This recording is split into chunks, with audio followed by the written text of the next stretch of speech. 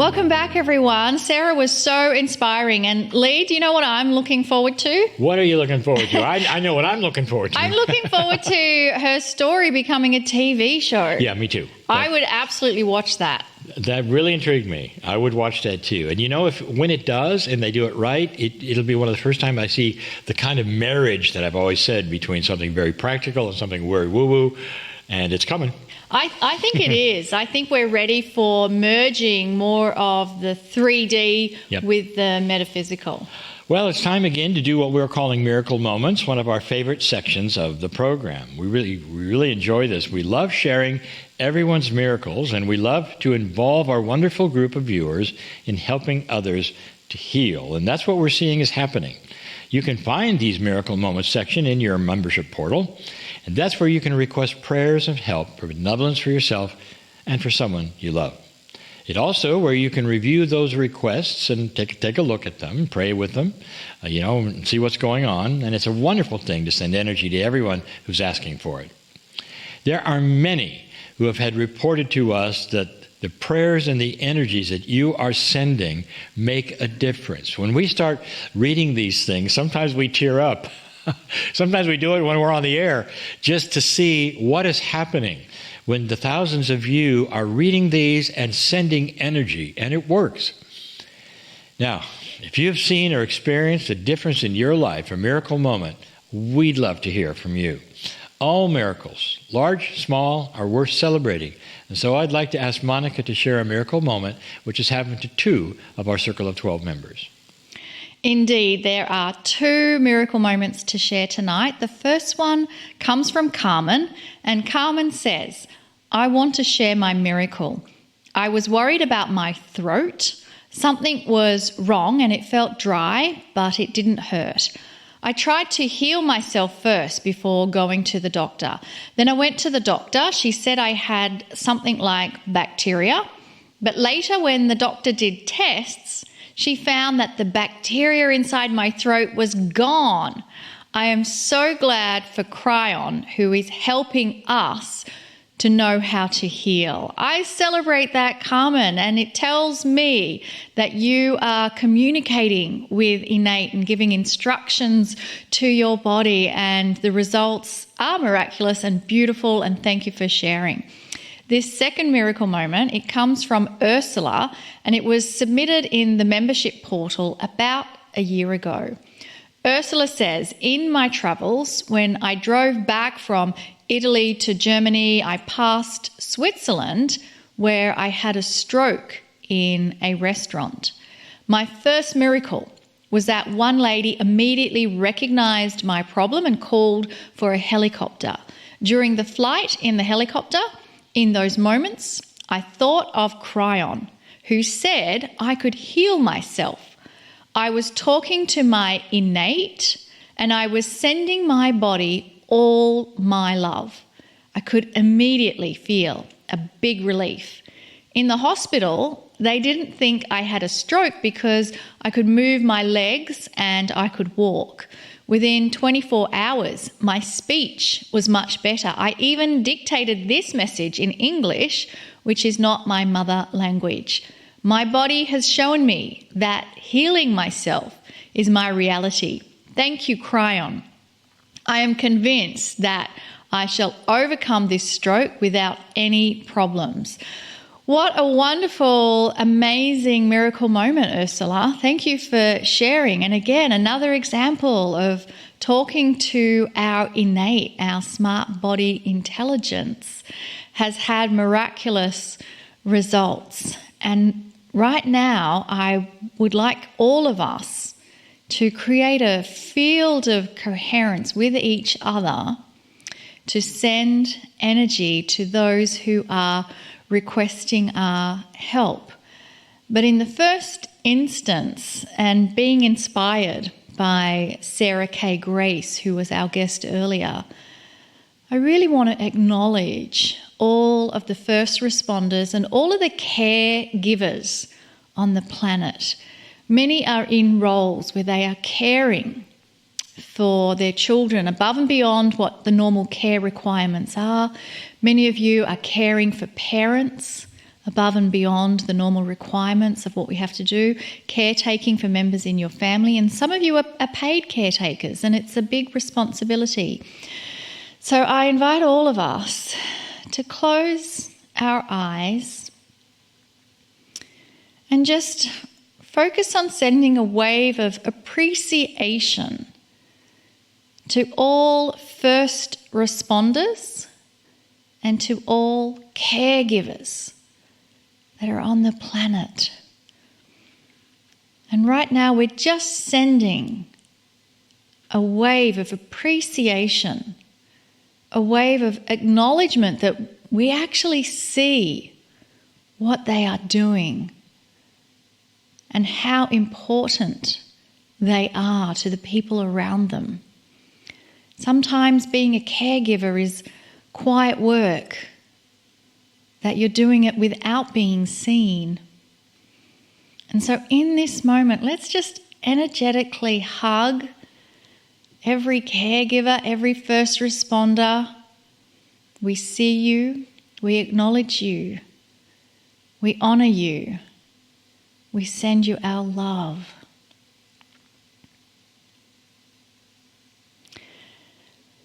And so now, with that wave of appreciation and gratitude being received, perhaps that's even yourself in this moment, allow yourself to receive the appreciation so many have for you.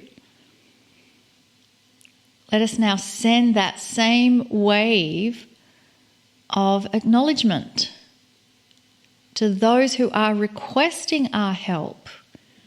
There is a reason they are reaching out to us. So let's first just acknowledge that call for help from us. We see you. Whether it's past, present, or future, your request is known by the partnership we have with our soul. And the soul family is here in this moment, focusing on you and your request, sending you love, compassion, most benevolent outcome for your situation. And let's now extend that to the family of humanity. We see each and every one of us experiencing a test of duality, if you will. And that inside of each person, there is a core essence filled with a consciousness that knows all about love. And so let's visualize or feel or sense that love consciousness inside every human bubbling out to the surface and sending that wave of love around the planet. And with that wave of love flowing around our beautiful globe, let us now turn to Kryon and the Circle of 12. Greetings, dear ones. I am Kryon. Come a little closer. This is the Circle of 12. It is a time of relaxation, of peacefulness. You're not here to learn tonight. You're here to experience tonight.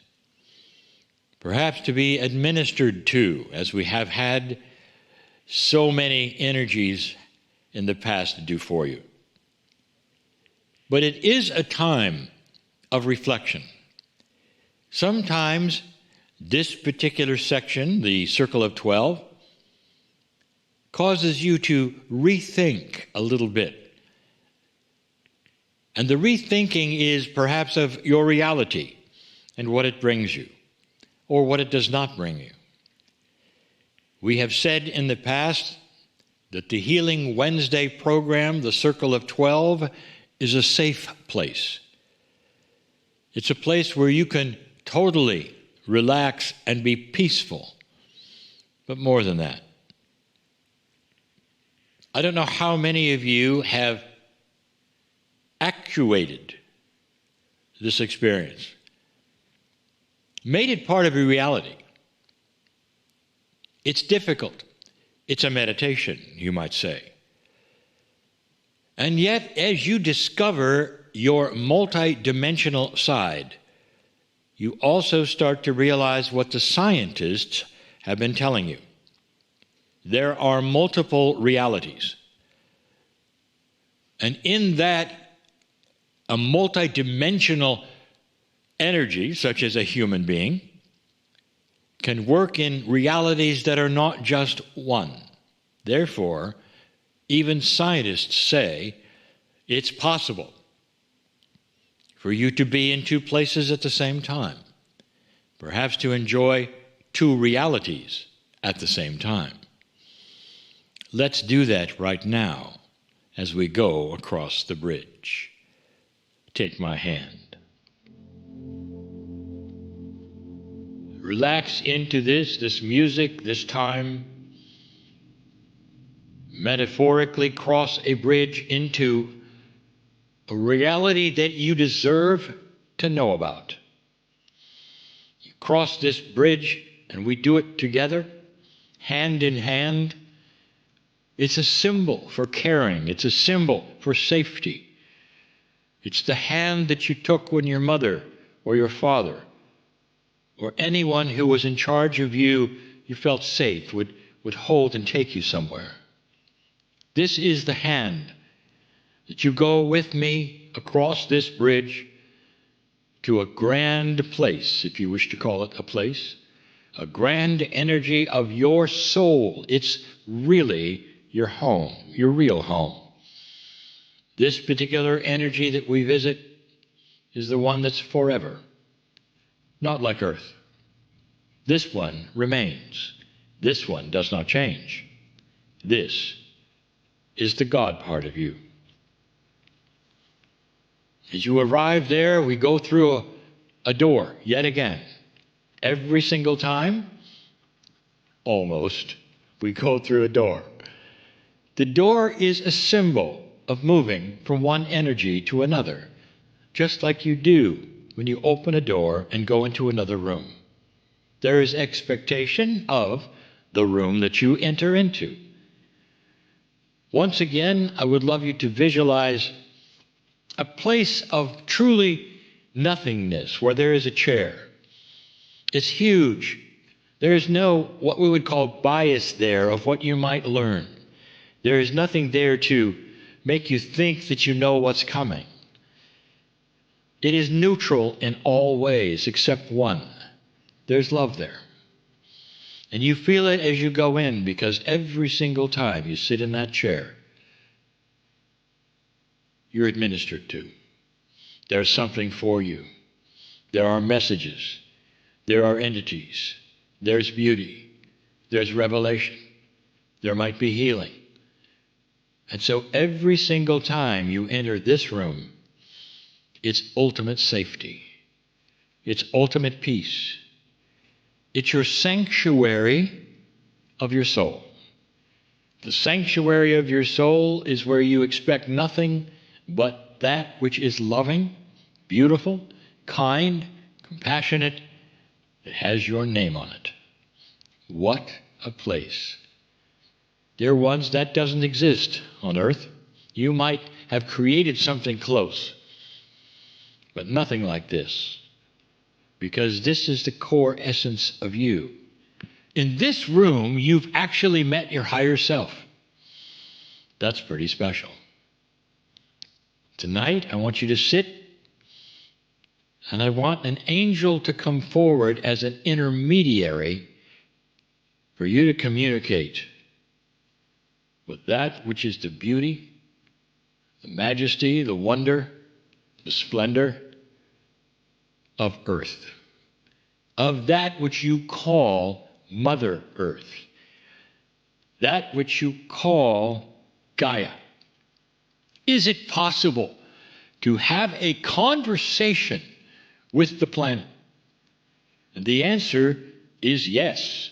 You see, there is a sentience and aliveness of the planet itself. Can it speak in one voice? And the answer is yes, it often does, because it is a closed system like you are. It is not random. This planet knows you, and we have said this over and over. Knows your name. What do you think the planet wants to say to you tonight?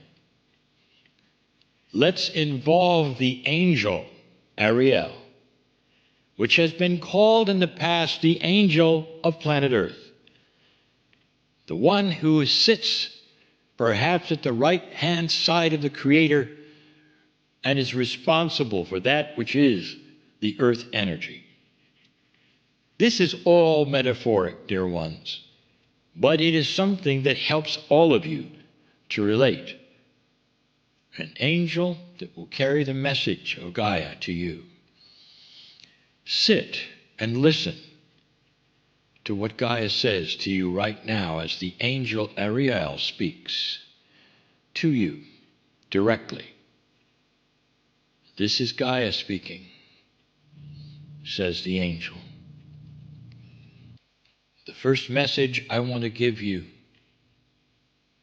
is this planet knows your name. This planet has known your name every time you've walked on the surface of it. This planet was created for you, for all humanity. The angel continues with messages you don't expect to hear from Earth itself. The Earth continues. They call me Mother because I birthed life for you and always will. They call me Mother because I have ultimate wisdom for the survival of you, for humanity. They call me ferocious and powerful. They call me all manner of things because in order to create that which is sustainable life for you, sometimes there are storms. But we love you enough to be slow, to show you what is coming so you're safe, to give you signals and signs because we know your name, to give you enough time, if you cooperate, to move out of danger as this planet of yours who loves you moves around from temperature to temperature, from place to place, you might say, in a multidimensional form that we both are in. Here is a planet talking to you, dear ones, through that angel who wants to sit and discuss things with you. What could the planet tell you, you might say? What could planet Earth speak to you and say that would be germane or important to you and your life? It's so big and you're so small. Well, I want you to sit and listen for just a moment to what Ariel is going to interpret from Gaia. What else is there? And Gaia starts to talk through Ariel. Dear one, I have been here with you, working with you, ever since your first lifetime. Let me tell you a little bit about who you are, where you've lived, what you've gone through, what we have experienced together. I know you. I know all of your friends. But specifically, I know you now because something is different and is happening. You're starting to awaken to an energy of the Creator. I have always been the energy of the Creator. Let me share some of this with you right now, so that when you go back to what you call your three-dimensional reality, you will have new information about me. And when you look at a mountain or a tree, I want you to remember the message. I have been with you and know of your name every lifetime, right now, tomorrow. I am Gaia, in love with you. How does that make you feel? I would love you to stay and listen to the stories. And you might say, well, Kryon, if you're not going to give the stories, I can't hear them. Oh, really? Have you not received these messages yet? You are worthy and deserve the intuition that is coming next. Even when I am gone and the music remains, Gaia is speaking to you, in love with you, telling you about even how the animals were built to be here for you. Gaia exists for humans, dear ones. That is why Gaia is always in love, no matter how it's treated, and will always be there. How does that make you feel? Stay and listen to this voice. I am also in love with humanity. I am Kryon. And so it is.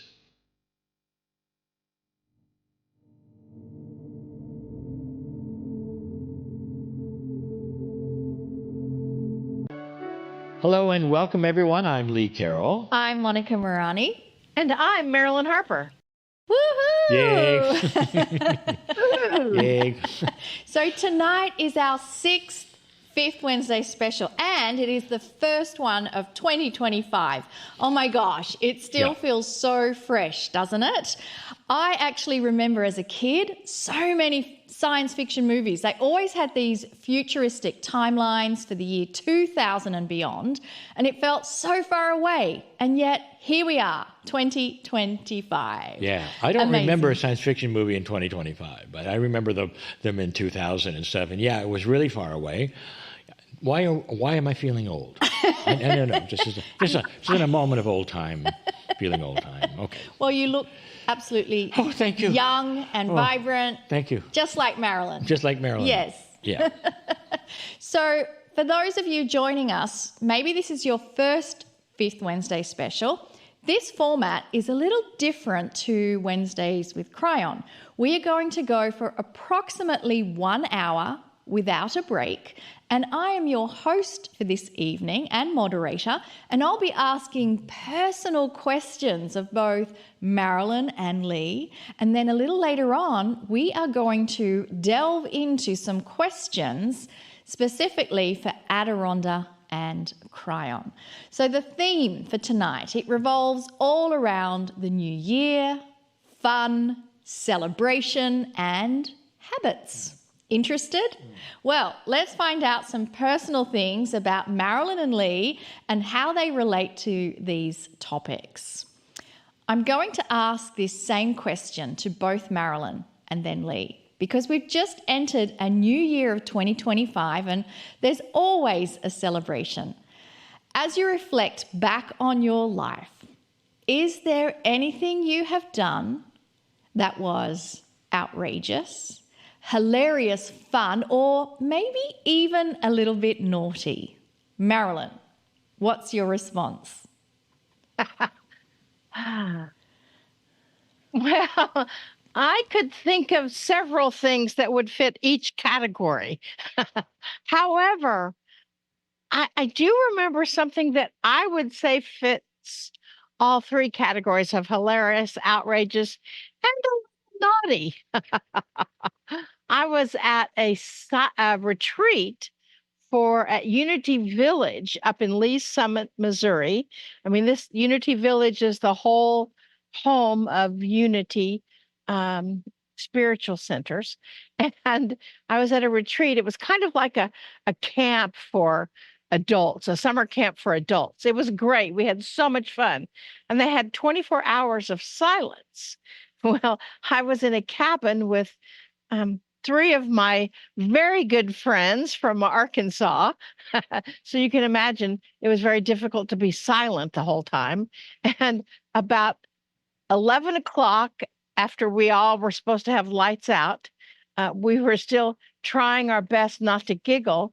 And all of a sudden, one of our friends from Arkansas, stood up in her bed, out of her bed, and said, "Let's go sneak into the pool and go swimming." So here we were, four, older women with our bathing suits on, trying our best to be silent and not talk or not giggle or wake anybody up, sneaking through the darkness without flashlights because flashlights would be seen, right? And then we realized that they have a gate that's locked up around the pool. So we climbed over the stone fence, not very gracefully either. And then we kind of skinny dipped. I mean, in the swimming pool at Unity Village, which we were decadent just to be skinny dipping in the pool, and even more decadent because we were talking, although it was weird because no one could hear us, but we were still whispering, of course. And so we were always afraid that any sound that someone would catch us. However, we did skinny dip in the middle of the night at Unity Village. Then we climbed back over the wall and couldn't find our way back to the cabin because, we'd been skinny dipping. And so we were all having fun from that. And then we kind of went to the wrong cabin and tried the lock, and no one came to the door, but they mentioned the next day that someone was trying to get into their cabin. So anyway, it was quite fun. It was quite naughty, to be sure. And we thought we were outrageously hilarious. I don't know if anybody else would or not, but just the very thought of at Unity Village to break into the pool area in the middle of the night and then go skinny dipping with four women that were all my age. It was pretty interesting.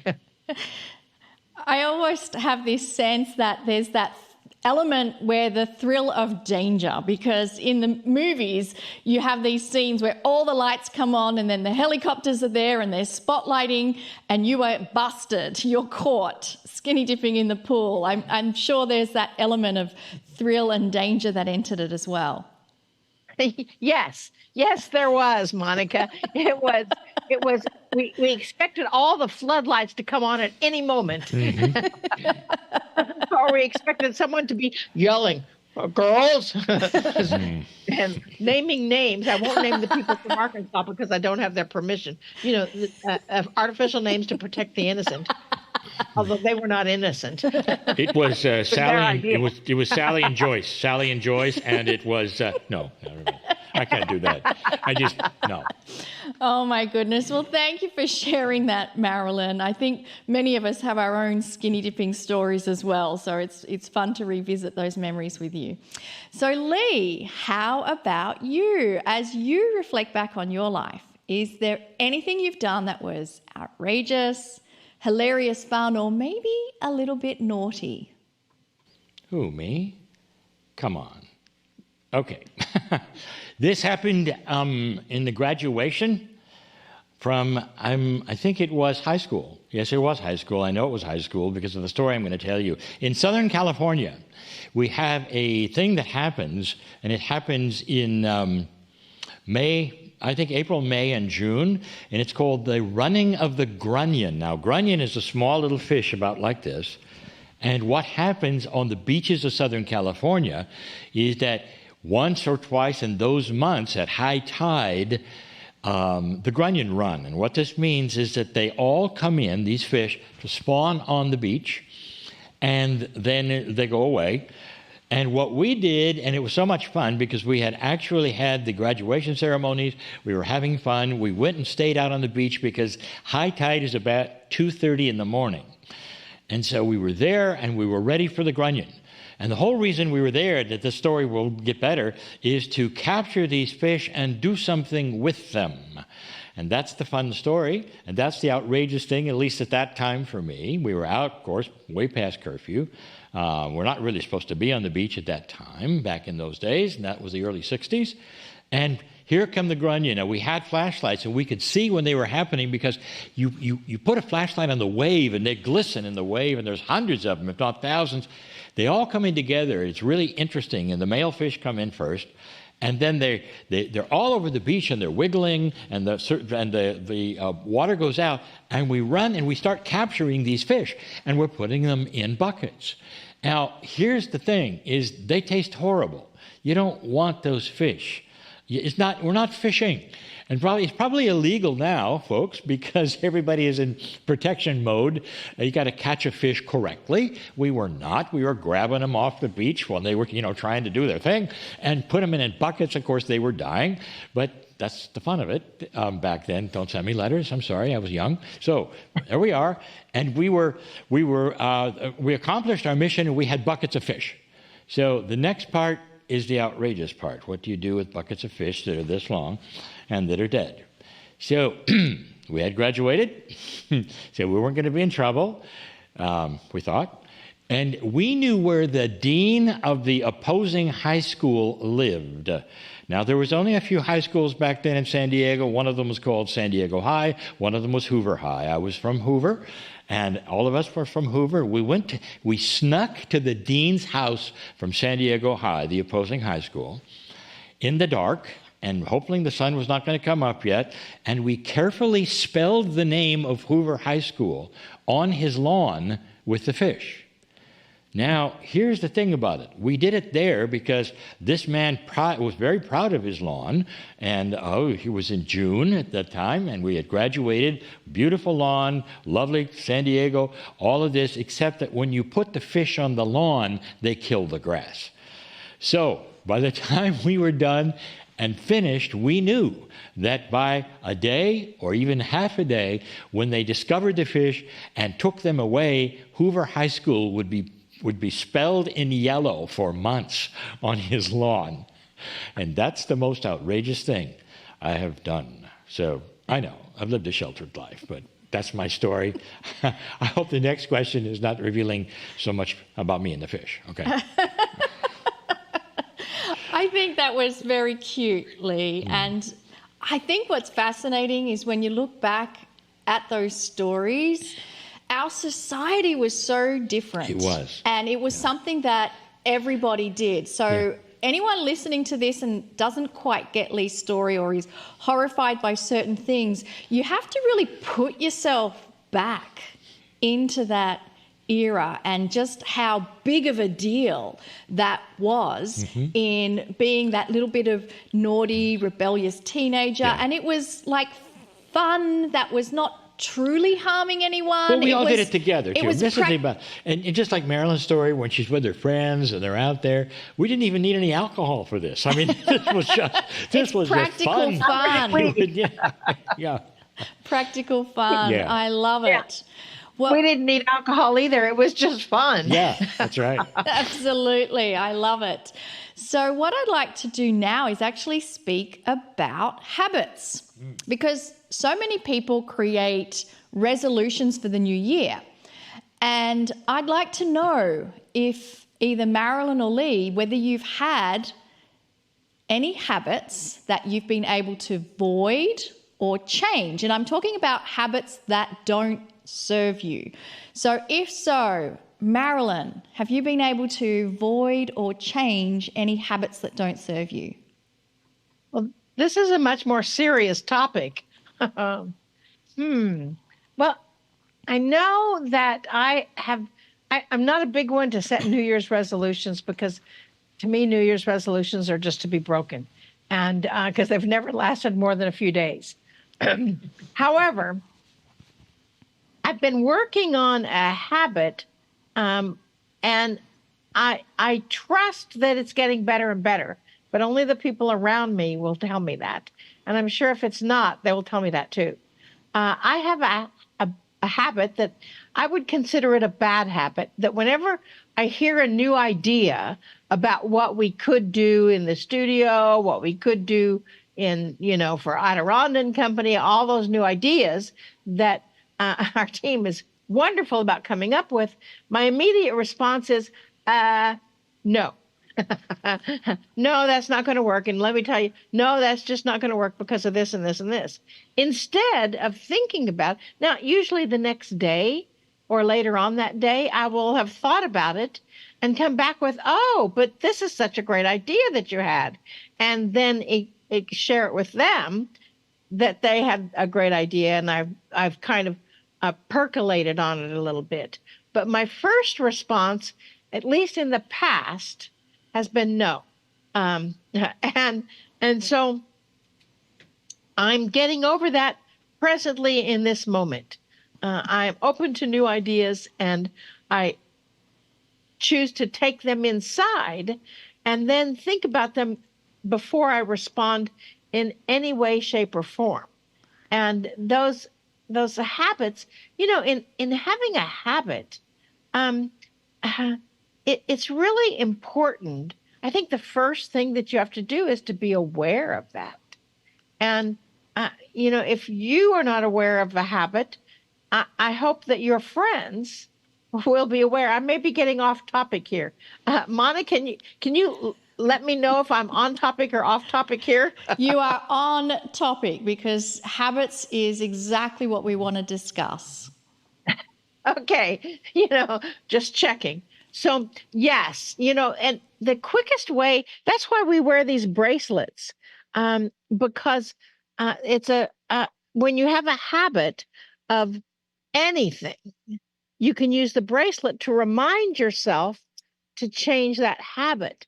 We get in such a habit of interrupting people. That's another habit that I'm working on. We get into such a habit of not expressing our opinions in a timely fashion, in an appropriate way. So then our feelings, our opinions get bigger and bigger. When we do express them, they may be coming out in inappropriate ways. And so that's kind of what I choose to think of habits. They say that that you never break a habit, you simply replace it with something else. And that's really what you do. You catch yourself in that moment of, I catch myself in that moment of saying, before I say no, no, we can't do that. Before I say that now, I'm thinking about it and saying, I take a deep breath. If I actually say something, I change my bracelet so I'm aware of it. And of course, my objection is to wear the same bracelet on the same wrist for 21 days. So that means that I've broken that habit, or I've replaced it with a new habit of thinking about things. And so that's really what doing habitual response is they say, even if your habit was smoking or drinking or negative friends or doing drugs or whatever, that you never actually break it. You actually replace it. So as soon as you catch yourself in that habit, responding or reacting, then transfer that to something different. I used to work with a habit of a snack fooding when I was watching a movie or television. And so when I caught myself, and I wasn't hungry, I wasn't looking for food. It was just that habit, hand to mouth gratification when you're watching television. So then instead, I replaced it with a big glass of water. So I would drink the water, which has the same action, right? Hand to mouth. And I would drink a glass of water. And then, of course, I would pause because I had to go to the bathroom. But it was a change into a healthier habit. So I was able to catch myself and say, I don't really need a cookie or candy or chips or something like that. Instead, I would say a glass of water. And that's what I do is I replace that habit with something a little healthier. When I have found myself kind of reacting to something in a negative way, I'll actually get out and walk around the block or walk around my house to just shift the energy before I react. Or if I just say, if I'm in a conversation with someone, I say, excuse me just a minute, let me go get something. And I will step away from the conversation, because sometimes, at least for me anyway, sometimes a conversation can get a little bit intense. And I'm learning that I process things in a different time limit than other people process things. I take a few more moments. And so I need that time to kind of breathe and shift and connect with my thinking. And then I can come back to the situation and reply with logic, and reply with a calm energy, and reply with a new thought that would maybe piggyback on the conversation that we're having, or even the disagreement that we're having. And so it's really one of those things. Habits are very interesting. I've got a program, 21 days to freedom from addiction and habits. And I learned a lot about how to stop a habit, how to replace a habit, how to do it. In fact, when we did the program after 20, we each picked a habit that we were working on. And mine was the food thing for television. And and each of us that were on this program that I was working with, after 21 days, we thought, this is not working. I need to do this again. So we have another part 2 segment, another 21 days. And then I learned that it really does take anywhere between 42 and 66 days statistically to shift your thinking about a habit that has been ingrained in you or become an instinct. Many of our habits are instincts now, or we think of them as instincts because we've been doing them for so long. Like my no habit of saying, no, that doesn't work. This is why. And it really is about shifting the way we are thinking about things in that millisecond of time when you are aware of the habit that you are beginning to repeat. And in that moment, we say, change your bracelet, or pause, take a breath. If you need to, step back from the situation and then go into the situation again with a new habit or a new process going through. Does that answer the question? Absolutely. Thank you, Marilyn. Very well it has. Yeah, it sure does. Awareness, action of the awareness, and then replacing the habit with a new habit. I like it. So, of course, now I want to ask Lee, have you been able to void or change any habits that don't serve you